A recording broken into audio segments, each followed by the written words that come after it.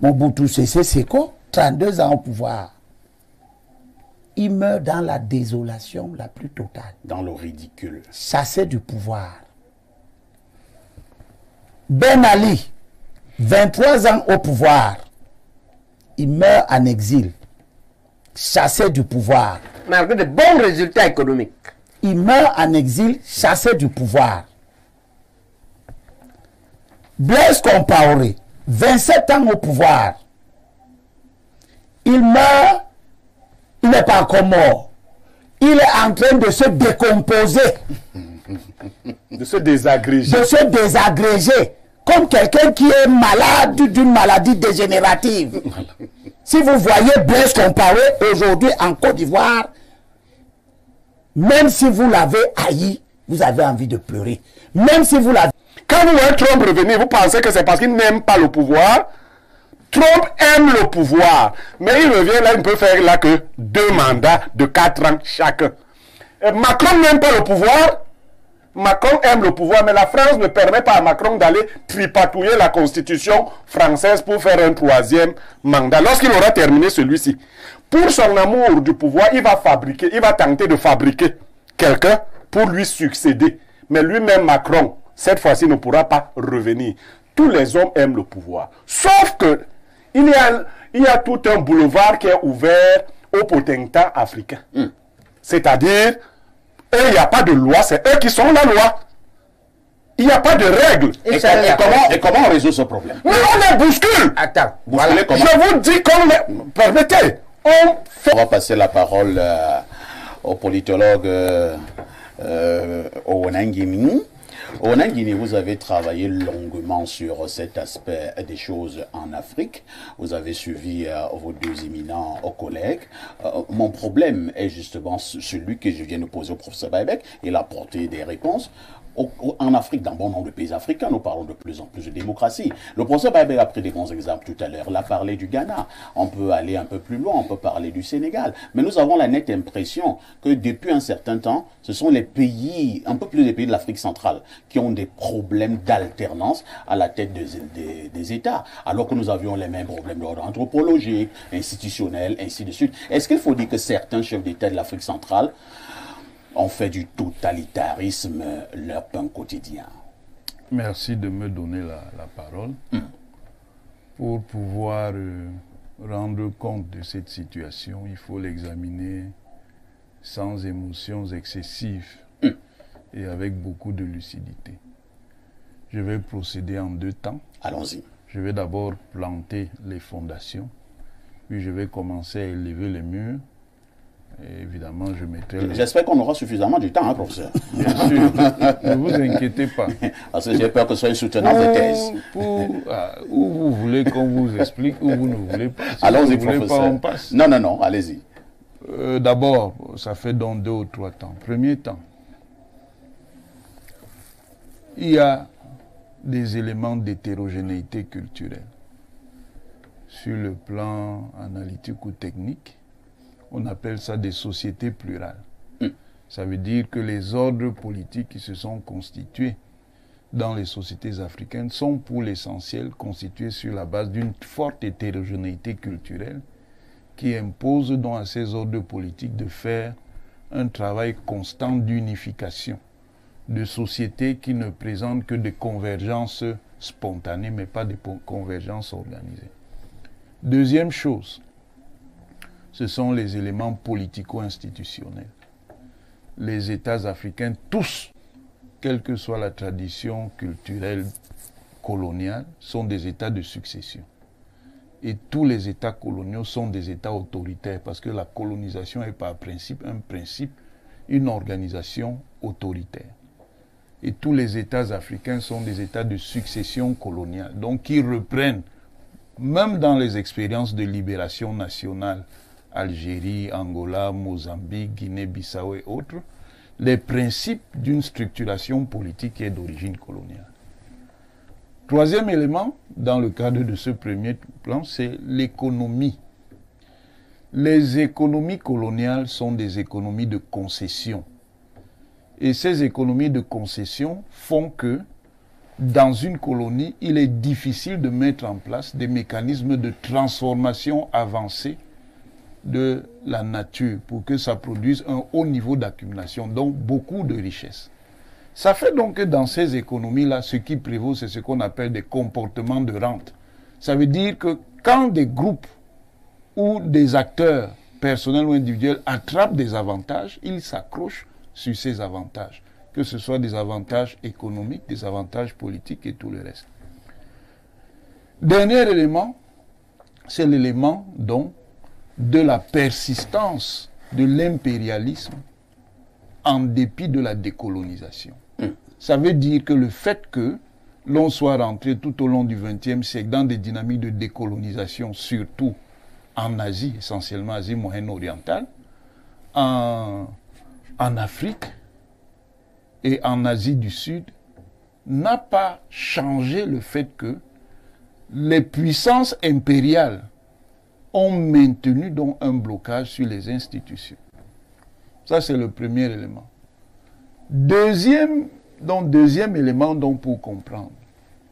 Quand vous avez donc des mécanismes comme cela, même si vous instituez des démocraties qui justement sont même instituées sous la forme de ce qu'on appelle la démocratie coloniale, ça veut dire que ce sont les puissances impériales qui ont imposé ces systèmes aux pays africains qui avaient différents types d'évolution. Soit ils avaient des régimes de parti unique issus de la libération nationale, Angola, Algérie, Mozambique, Guinée-Bissau, Cap-Vert et autres, soit des régimes qui, reposant toujours sur le parti unique, reposaient sur le fait que le pouvoir avait été confié aux classes politiques qui étaient plutôt proches des appareils coloniaux. Dans tous les cas, on s'en sortait essentiellement avec des régimes de parti. Et là, il n'y a pas de tradition que les Britanniques sont plus libres. C'est faux.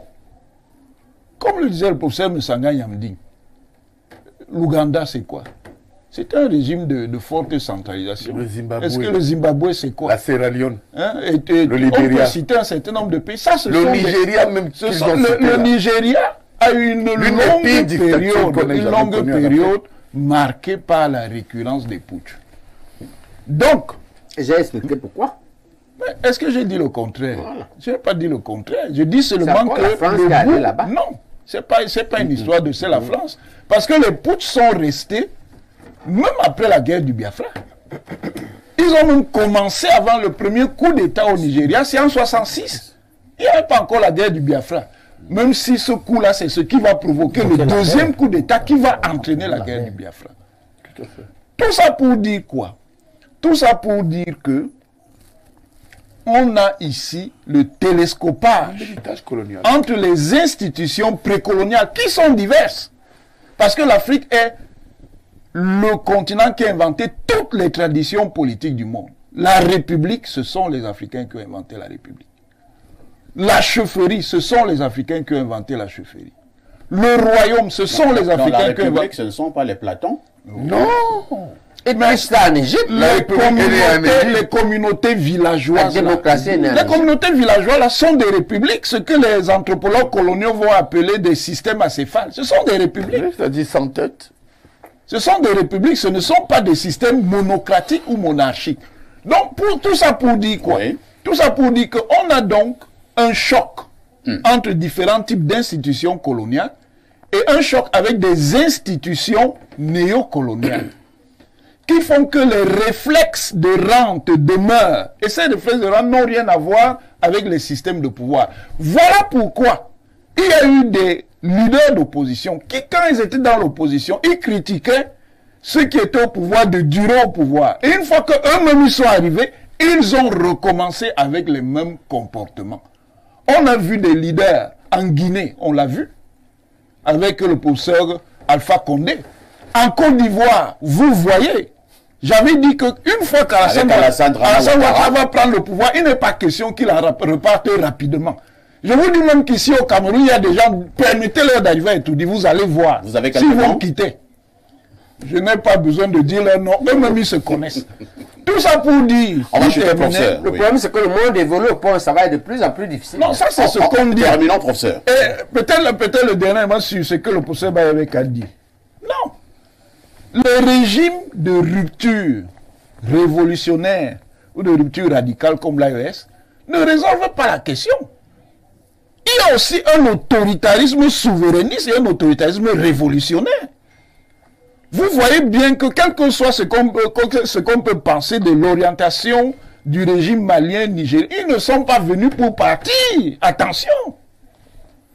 Précisément parce qu'ils sont dans une perspective même qui est contraire aux institutions qu'ils considèrent comme des institutions coloniales. Et ils sont venus là pour rester, pour faire ce qu'ils appellent la libération nationale ou la deuxième voie de libération nationale. Merci, professeur Wanangini. On passe la parole à Abel Elimbi-Lobé. Abel Elimbi-Lobé, au-delà de toutes ces explications d'ordre anthropologique, d'ordre historique, d'ordre institutionnel, d'ordre, je ne sais pas, philosophique, économique et même peut-être religieux. Alors, est-ce que ça enlève le fait qu'en République, justement, il y a des normes, il y a des règles, notamment dans la loi fondamentale, la Constitution? Pourquoi une Constitution qui existe, certains chefs d'État, pour s'éterniser au pouvoir, sont obligés de changer cette Constitution de manière régulière? Est-ce que certains chefs d'État africains ne sont pas des dictateurs dans l'âme? Votre question, qui est éminemment pertinente, montre très bien que tous les discours que nous venons d'entendre de deux proches du pouvoir, Ah bon? le recteur et le professeur Messanga, je ne voudrais pas manquer d'élégance à leur endroit pour dire que, justement, ces gens qu'on veut présenter comme des produits, ça ne dépend pas tout à fait d'eux, ça dépend de quelque chose d'extérieur à eux. C'est ce discours qui dit que oui, c'est les systèmes néocoloniaux, parce que. Mais on voit la mécanique d'éternité au pouvoir. Elle comprend des choses qui n'ont rien à voir avec les colons. Les colons ne tripatouillent pas leur constitution. Vous leur produisez, vous tripatouillez les vôtres. Moi, je pense que j'examine la question à l'envers pour qu'on voit que cette éternité porte en elle-même toutes les stigmates, toutes les caractéristiques de son mauvais côté. Mobutu Sese Seko, 32 ans au pouvoir. Il meurt dans la désolation la plus totale. Dans le ridicule. Chassé du pouvoir. Ben Ali, 23 ans au pouvoir. Il meurt en exil. Chassé du pouvoir. Malgré de bons résultats économiques. Il meurt en exil, chassé du pouvoir. Blaise Compaoré, 27 ans au pouvoir. Il meurt. Il n'est pas encore mort. Il est en train de se décomposer. De se désagréger. De se désagréger. Comme quelqu'un qui est malade d'une maladie dégénérative. Si vous voyez Blaise Compaoré aujourd'hui en Côte d'Ivoire, même si vous l'avez haï, vous avez envie de pleurer. Même si vous l'avez aimé, vous avez envie de voir, de pleurer. Parce que vous voyez comment le seul fait de perdre le pouvoir dans des conditions où on te chasse, désagrège l'intéressé. Lansana Conté de Guinée, coup d'État, 24 ans au pouvoir. Il meurt au pouvoir dans la désolation la plus totale, en essayant de gérer des révoltes partout. C'est-à-dire que la durée au pouvoir n'aboutit pas à la structuration d'un État stable et solide. Mais au contraire, la destruction de l'éterniseur. Robert Mugabe, libérateur arrivé au pouvoir, 30 ans au pouvoir, il meurt dans la désolation totale. Ali Bongo. Je te concède Ali Bongo que j'ai failli oublier dans la liste. Habib Bourguiba, fondateur de la Tunisie.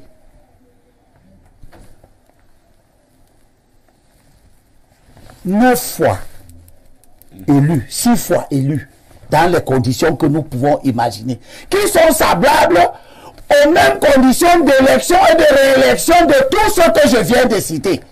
Il meurt dans la désolation, renversé par son premier ministre, qui lui-même va être chassé du pouvoir. Il faut que cela nous parle. Est-ce qu'il y a un exemple d'un type qui s'est éternisé et qui s'est porté bien et dont le pays s'est porté bien? On peut citer un ou deux exemples qui seront simplement pour confirmer la règle. La Côte d'Ivoire, où on fait moins au pouvoir dans une condition. Et puis après, ça donne une guerre. On va chuter. Senghor ne meurt pas au pouvoir, il démissionne lui-même. Après, etc. Lui, exceptionnellement, meurt bien. Amadou Ahidjo meurt dans la désolation la plus totale. Tu ne peux pas dire dans ce Cameroun qui t'écoute que Amadou Ahidjo mort à l'étranger. Il a volontairement démissionné. Oui, il a volontairement démissionné, très bien. Il a volontairement accepté l'enterrement à Dakar. Après 25 femme et son enfant. Après 25 ans au pouvoir, c'est la désolation. Nous continuons à demander que le Cameroun soit guéri de cette plaie. C'est pour dire au président Biya, à la suite de la réflexion que vous proposez au pays entier aujourd'hui, que les systèmes autocratiques, ils ne sont pas différents et ils connaissent tous les mêmes faits. Merci, Abel Elembino. Maintenant, est-ce que nous nous éternisons sur cette donne que certains chefs d'État ne veulent pas partir du pouvoir, ils veulent s'éterniser du pouvoir, ou alors nous essayons de voir que faut-il faire pour que de plus en plus ces chefs d'État acceptent partir. Nous avons pris l'exemple des États-Unis récemment, où la Constitution est claire de ce côté. Le mandat, c'est 2 ans, deux mandats maximum, à raison de 8 ans. 8 ans au pouvoir. Est-ce que la Constitution, dans nos pays africains, si elle est respectée, ne peut pas résoudre ce problème? Alors, parfait, ici les éminences ont parlé. Tant qu'elles parlent comme analystes, vous voyez qu'il n'y a pas de problème. Les explications sont pertinentes. Mais l'idéologie vient à la fin au niveau de la chute et elle devient spécieuse, l'idéologie. On quitte du pouvoir d'État pour vous parler du pouvoir des chefs des partis politiques. C'est la vérité. Et c'est faux. Pourquoi? Parce que quand vous regardez les autres pays du monde, les chefs des partis politiques d'opposition restent à la tête de leur parti. C'est même pas vrai. Est-ce que vous avez déjà quelqu'un d'autre qui a, dans le parti de Mélenchon, il y a quelqu'un d'autre qui préside? Le Pen a donné à sa fille, elle a donné à quelqu'un d'autre, ainsi de suite. Nous ne sommes qu'en France. Ainsi de suite. Mais c'est son beau-fils qui dirige son parti. Non, donc on est toujours dans la même chose. Mais c'est tous les hommes, parfait ici, tous les hommes aiment le pouvoir. Les noirs comme les blancs. Toute l'humanité aime le pouvoir. Ça, c'est George Washington. Voilà. Il y a une seule pour ça qui limite à 4 mandats, 2 fois. Il n'y a qu'une seule chose qui arrête l'amour du pouvoir. C'est le pouvoir qui arrête le pouvoir. Voilà. Comme les politologues. Ils sont bons. Donc, Obama aussi voulait être président jusqu'à aujourd'hui. Barack. Il aurait voulu, d'ailleurs il est plus jeune que tous nos vieux types là. Lui voulait être aussi président. Il trouve seulement une structure qui lui enlève cette idée-là, dès son accession. Quand vous voyez Trump revenir, vous pensez que c'est parce qu'il n'aime pas le pouvoir. Trump aime le pouvoir. Mais il revient là, il ne peut faire là que 2 mandats de 4 ans chacun. Macron n'aime pas le pouvoir. Macron aime le pouvoir, mais la France ne permet pas à Macron d'aller tripatouiller la constitution française pour faire un 3e mandat. Lorsqu'il aura terminé celui-ci, pour son amour du pouvoir, il va tenter de fabriquer quelqu'un pour lui succéder. Mais lui-même, Macron, cette fois-ci, ne pourra pas revenir. Tous les hommes aiment le pouvoir. Sauf que il y a tout un boulevard qui est ouvert aux potentats africains. C'est-à-dire, eux, il n'y a pas de loi, c'est eux qui sont la loi. Il n'y a pas de règles. Et comment on résout ce problème? Mais on les bouscule. Attends, voilà. Je vous dis qu'on les... Permettez, on fait en sorte... Parce que nous, Africains, nous montrons notre petitesse citoyenne en argumentant sur ce genre de choses.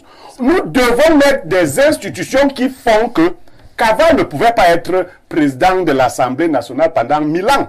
ainsi de suite, Biya président pendant 2000 ans.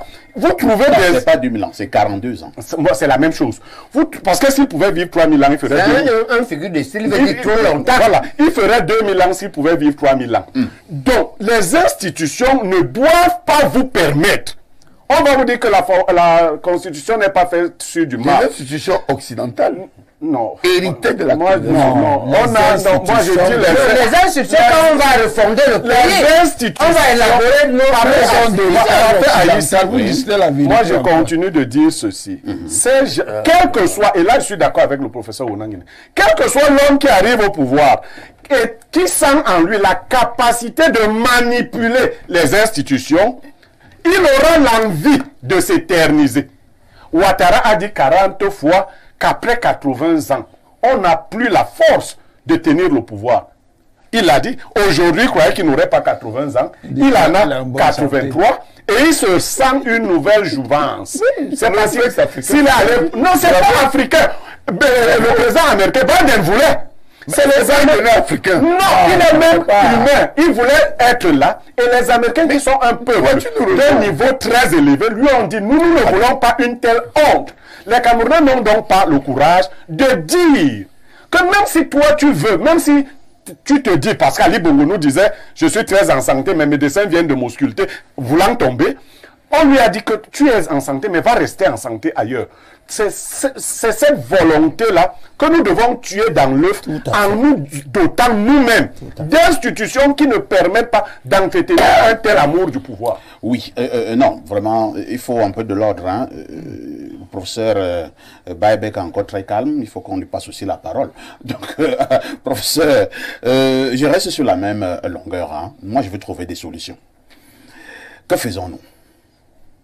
Il y a Bléo a donné une solution à court terme. Oui. Bléo dit à court terme, il faut bousculer.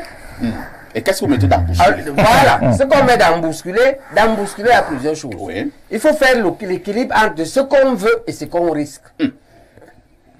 Si nous faisons un bousculon, ok, il faut dire que non, 42 ans, ça va.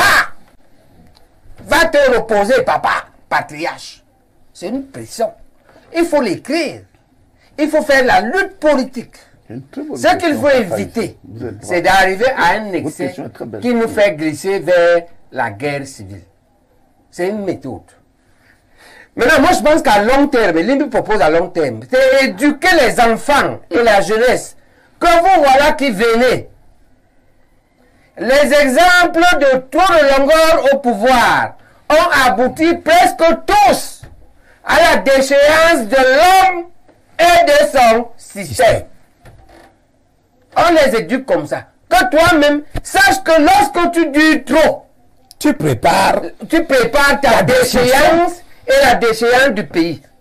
Et c'est pour ça que les gens doivent arrêter de parler des évêques d'autrui. Qu'on laisse les évêques qui se mouillent. Tout à fait. Et maintenant, qui donne d'autres arguments?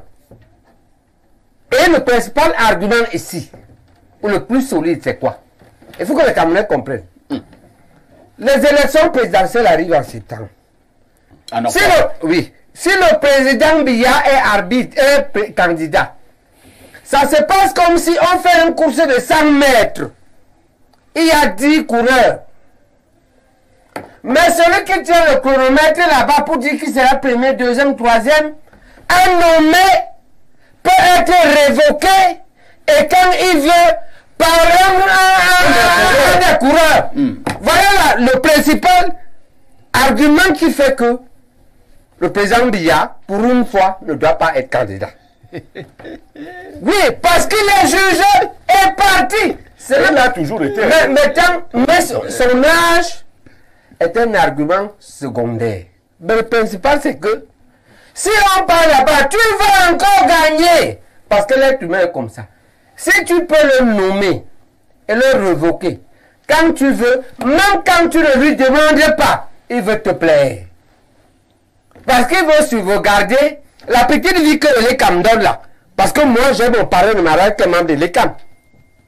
Tu as une voiture grosse, tu as un policier, tu as un chauffeur, tu as un secrétaire. Si tu lâches ça, même ta femme va te chasser. Pourquoi tu vas aller lâcher ça? Et donc, pour ça, Elekam est pour le président Biya de maintenant jusqu'à la fin. Il ne peut pas nier. C'est humain. Ce n'est pas parce qu'on est au Cameroun. Ce n'est pas parce que... Très bien. Voilà. Et donc, maintenant, le laboratoire lui peut s'entraîner pour réfléchir, pour lui proposer une solution. Oui. La solution, c'est que, à l'Assemblée de mars, là, le RDP élabore un projet de loi qui rend donc le président Biya non partisan. C'est-à-dire qu'il va à une compétition. Ce n'est pas lui qui nomme les arbitres. On nomme une structure neutre. Professeur, vous imaginez ça possible? Non, mais on lui donne qu'il ne fasse pas. Est-ce que la RDPC peut faire Attends, on fait des propositions blaireaux. Qu'il ne fasse pas. Que cette commission soit composée de 10 personnes. Un évêque, c'est eux qui ont commencé publiquement. Un imam, un représentant des musulmans. Un pasteur représentant des protestants. Et maintenant, Et les bons boxons ou là un représentant de chaque parti politique. Mais là, vous avez pris les églises de rebelles. Attends. Et ils sont pas suffisants. Ils n'ont pas pris le courage de dénoncer. Les églises de Et ils rebelles. ne représentent pas ceux qui pèsent dans la société. Les partis politiques représentés à l'Assemblée. Ça fait une commission. Cette commission-là valide Elekam. Et c'est elle qui peut révoquer. Et elle peut révoquer seulement après les élections. Comme ça, le président Biya est libéré comme les 10 autres coureurs. Il n'y a plus quelque chose qui pèse sur lui. Pour un peu plus de transparence. Oui, un peu plus transparent. Ça baisse aussi la pression. Oui. Ok? Et l'UPC, le laboratoire l'UPC a une deuxième proposition. Mais celle-là, on en parlera parce qu'elle n'est pas suffisamment avancée. Celle-ci est avancée.